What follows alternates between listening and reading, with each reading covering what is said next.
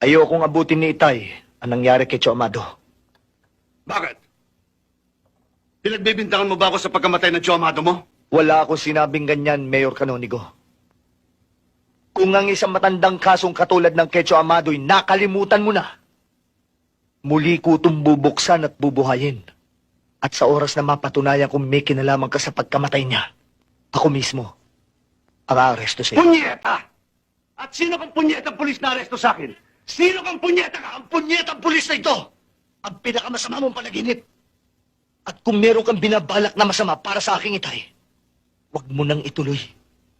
Dahil kapag may nangyari sa kanya, tandaan mo to, Mayor Canonigo.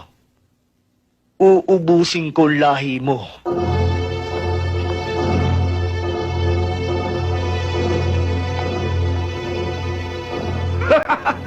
Uubusin daw ang lahi ko! Huwag mong ubusin ang tawa mo, Mayor Canonigo. At baka mamatay ka na kasimangot. Tarantado ka! Mas tarantado ka. 15 bala ng magasin ko. Gusto niyong ubusin ko sa inyo lahat. At ikaw, hindi dapat hepe ang tawag sa'yo eh. Mas bagay sa'yo ang tawaging tuta.